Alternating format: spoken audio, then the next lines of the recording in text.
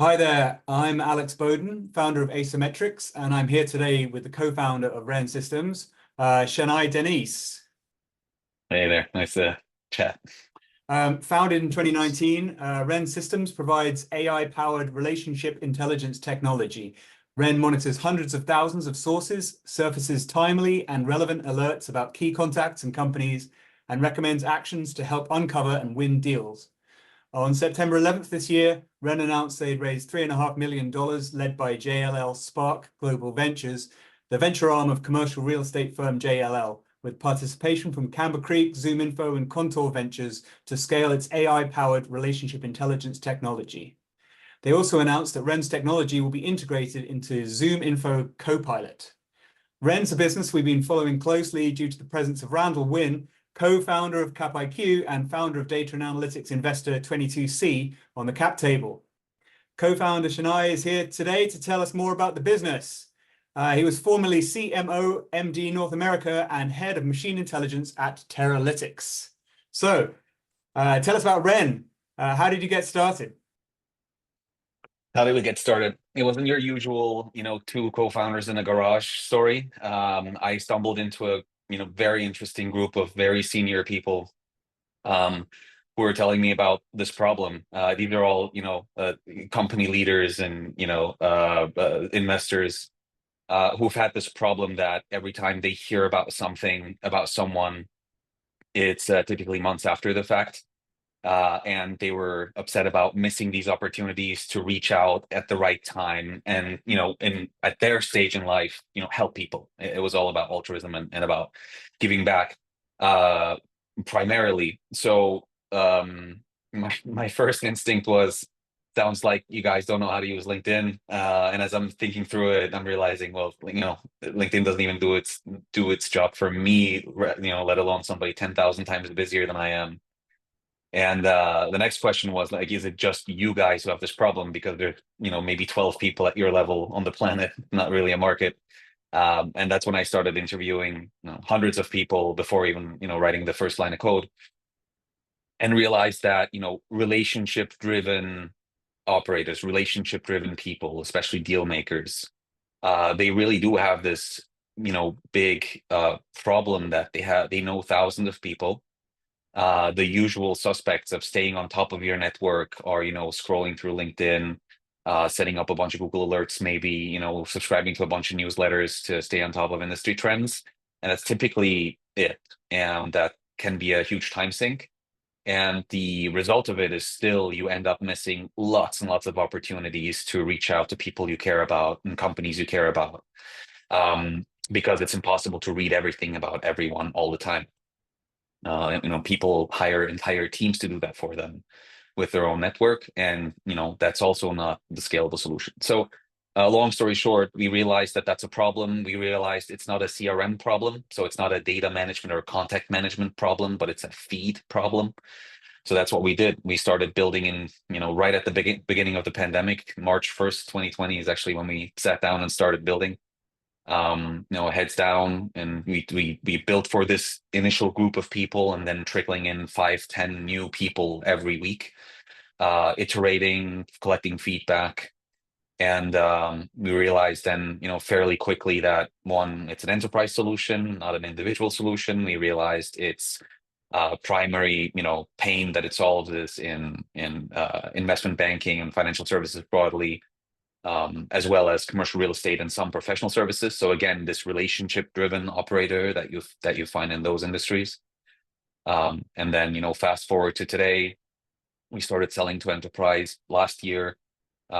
This year we ramped that up. We're close to 40 enterprise customers now, including Fortune 500s in those verticals that I mentioned. And we were just very happy that we've just partnered with, strategic partners such as JLL and ZoomInfo, as well as VC partners like Camber Creek and Contour, to now really focus on our go-to-market, initial go-to-market, if you will, and continue to build out the product. So did you say close to 40 corporate clients? Yeah. Brilliant. Congratulations. That's great work. In your press release, you mentioned you've got about 5,000 users, or at least you did in September. You probably have more now. How is that split between those enterprise accounts and individual signups? It's primarily enterprise. At this point, we haven't pushed too much on the, individual sign up piece. Now, when we started, we were, obviously you iterate through different go-to-market strategies, and the bottom-up approach obviously is very attractive, and every startup tries to, I think, go that route. We very quickly realized that we need the hybrid approach, so we do let individuals come and test out the product. And this for us is more of like a lead qualification process. So whenever an individual signs up who works at an interesting company, that immediately triggers our actual sales process, where we go and offer a broader group trial. We go through the motions. We're selling into extremely regulated and security sensitive companies. We are as buttoned up as it gets. So we very quickly go through compliance and security reviews with our customers. We've passed 100% of them so far, and we will continue to invest heavily into that. And then once that's done, this opens up all the features and possibilities and use cases with our product. It also makes it a lot more invisible for the end user. Our goal is to be actually not yet another tool, but we help organizations get more ROI from the tools that they have, from the data that they already have, by empowering their business developers and client-facing people to extract a lot more ROI from their CRM, a lot more ROI from their networks, and help them uncover more opportunities quicker. Got it. So you mentioned you're getting some interest registered on the site, and then you're using that as a way to deploy your go-to-market team. Is that the biggest driver of signups, or what is bringing these people to your site? What is the biggest driver of signups? Currently, I mean, we're still early stage, right? And we haven't spent a single dollar on any sort of marketing and sales, activity or marketing activity, if you will.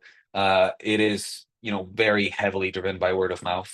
People sign up, organizations sign up, they become customers, they become users, they spread the word. I mean, they are in the relationship business, so they have lots of relationships, and very often it will happen where they use Ren. They stumble upon a piece of intelligence that Ren gives them. It allows them to connect with somebody in a very timely manner. The person they reach out to will oftentimes be baffled. How did you hear about? I didn't even hear about this yet. And that'll often be, a little bit of a conversation starter. And people like to brag about, cool new technology that's out there that not too many people are using yet, and isn't, super famous yet. So that's very often how we stumble upon new opportunities and new users. Great to have that viral effect is fantastic.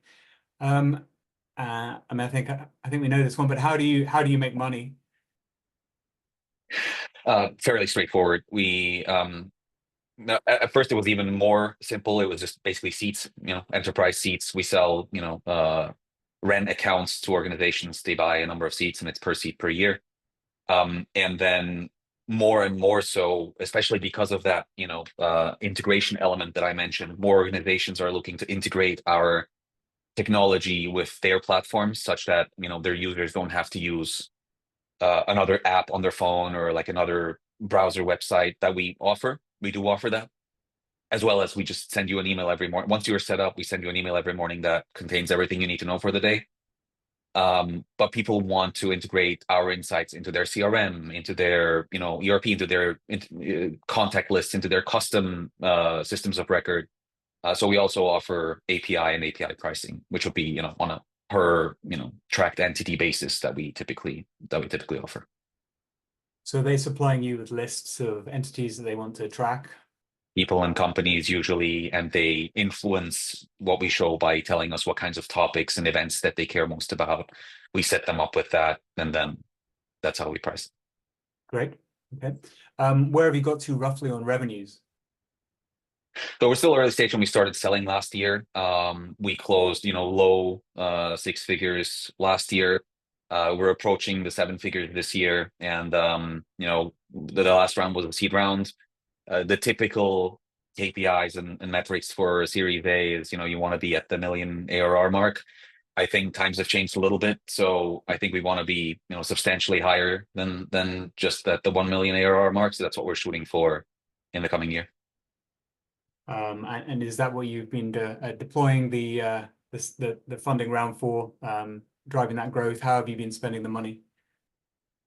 Yeah, I mean, so with the new partnership as well, there's obviously some engineering work that needs to be done. That being said, we had a really strong foundation going into the partnership with ZoomInfo. Most of it is exactly, I mean, basically just, buying ourselves time to keep doing what we're doing because it seems to work. We're bringing in customers, we're bringing in more and more customers. The last 3 months have been, of course, after all of this stuff has happened and we did the announcement, it freed me up to focus more on go-to-market. The last 3 months have been, the 3 months where we've generated the most opportunities since the beginning of the company. So now we need to just process all of those opportunities that are coming through, and it's bigger and bigger companies, more and more in our target ICP. That's very exciting. So it So seems to resonate. Our message seems to resonate. So ZoomInfo Copilot or ZoomInfo, are they acting like a sales channel for you, or are you integrated throughout the product? How's that working? It's early days, right? And we just announced, and it's not one of those announcements where we've been working for a year and then we announced very late. This has just started. We're starting the engineering work and bringing the people together, and how it ends up being, we'll see. The idea is that we'll be, they're very much focused on what Henry Schuck calls signals-based selling. The world is moving towards a signals-based selling rather than just a data and like prospecting and individual profiles-based selling. So you want to give people what they need to know at the time they need to know it, and we are going to be supporting that in a decent capacity. That sounds great. I think you've talked a bit about engineering and the development of the API product. Was that driven by your clients saying that was something that they wanted, that they loved what you did already, but they wanted to see that feature built? Yeah, it's both. So yes, we've been seeing that, but it's also been driven by just a realization that we've had, which is the world is so noisy and so much is going on, and even I can empathize with this, right? Let alone with people who have 10 years on me in their career, and they have their kids are older, and I'm a young tech CEO. I'm the most sort of excited about new products coming out, but even for me, like when there's a new thing, it's yet another thing, and very often I find myself just doing the things that I've been doing for the last 5-10 years. So you need to get as close as possible to just spoon feeding value to your customer. You don't do anything. Here's just value. We make it super easy for you to consume. No training involved. It lives where you already live, within the tools that you already have. Zero lift required. The closer you are to this, the more likely it is that you will not just get bought, but actually used over time, right? Because especially as a startup, you're tracking not just net new revenue, net new logos, you're also tracking retention and how happy your customers are.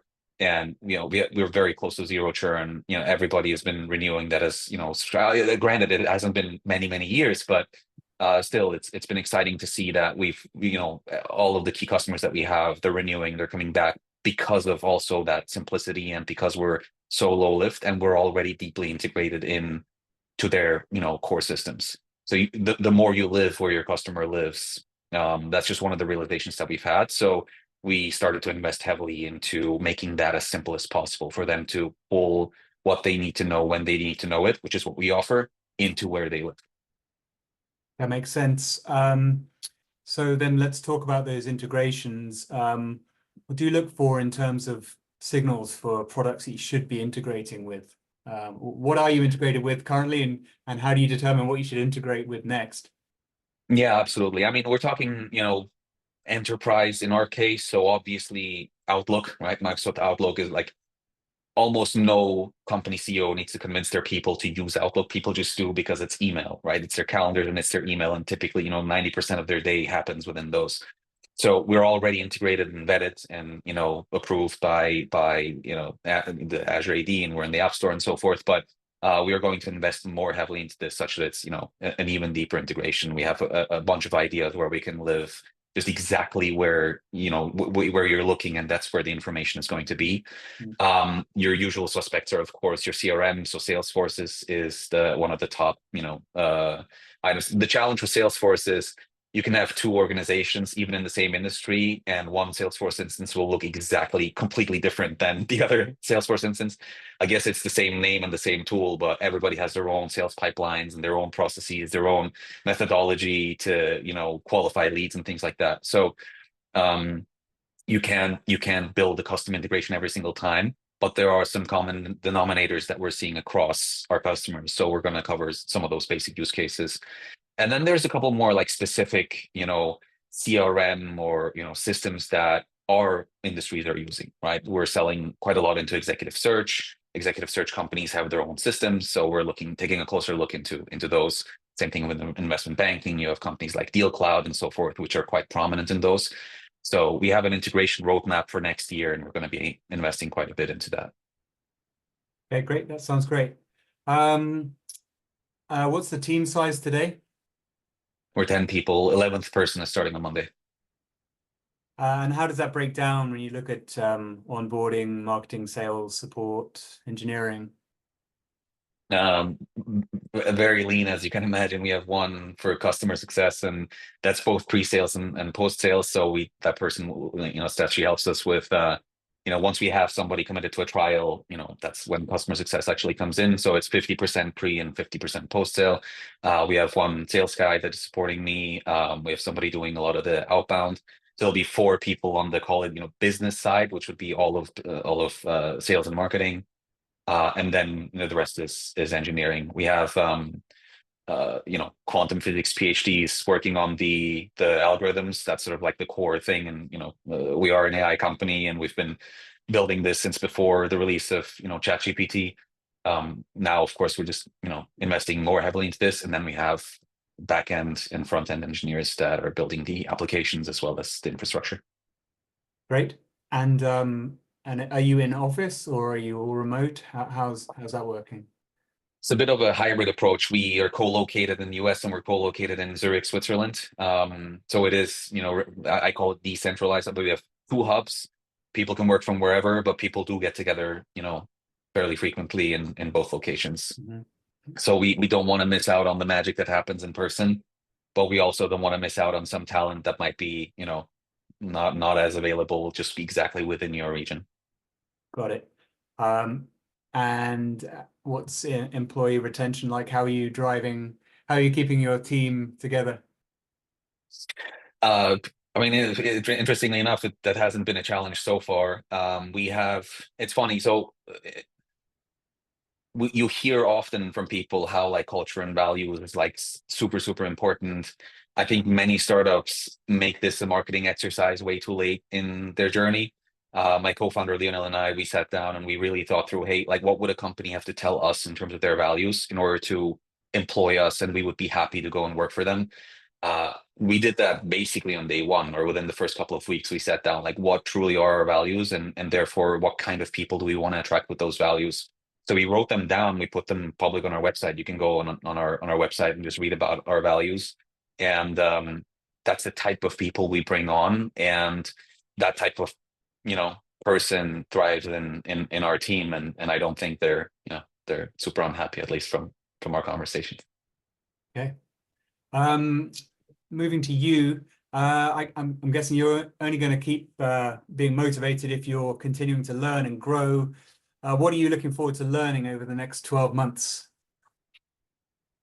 That's a good question. Next 12 months. 12 months is a short enough time period, right? And I'm pretty single-mindedly focused on hitting our KPIs and surpassing our KPIs. So, sounds boring and linear, but we're going to grow revenue. We're going to bring on more customers. I love our customers. It's, they're some of the sharpest people I've ever met, and the way they operate and navigate their life and their network and their relationships is something that I always learn from.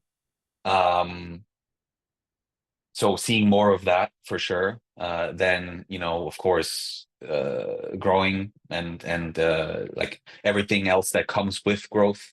I've never been part of like a hyper growth story. I don't know, when and how and if we'll hit that point, but there will come a time when we will need to hire quite a lot more people than we are today. I would actually say we're probably lifting above our weight class at this point.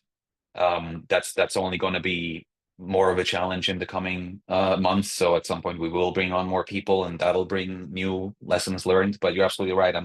I've always been driven by curiosity, and anything that goes wrong primarily just sparks like, oh, that's interesting. That is, very interesting how that became such a big problem. So let's go and figure that out. And then we've learned a lot. But also one of the things that is almost more difficult is learning from winning. Learning from failing is kind of easy. You have to fail, and then obviously it's quite obvious that you learn really quickly from your failures.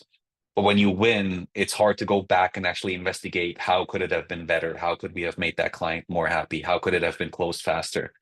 And we make it an exercise to actually do, postmortems on even our wins. So we're going to continue to do that and continue to learn. Got it. I know you have a young child, so some of these questions might not be that relevant, but how much you sleeping at night these days? That is a very different thing than it used to be. I mean, I've been actually fairly good on sleep and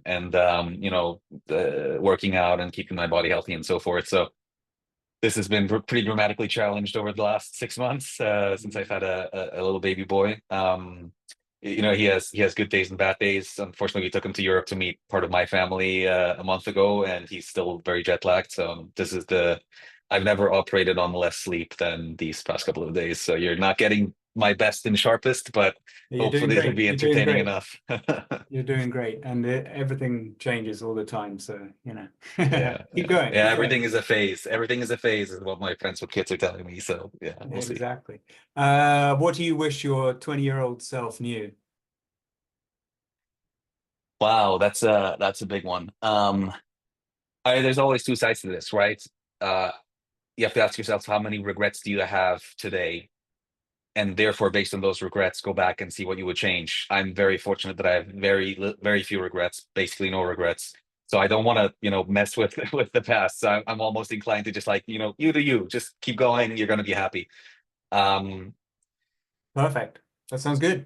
I think that's really it. I don't think I would change much or tell myself to change much. Yeah.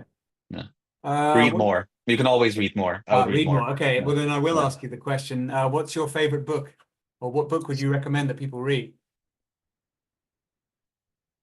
I'm going to say read more fiction rather than nonfiction. Read old books, read, Dostoevsky, read, the American classics. Because there's a surprising amount of nonfiction knowledge you can learn from those old books. So I would say just read more of those old books.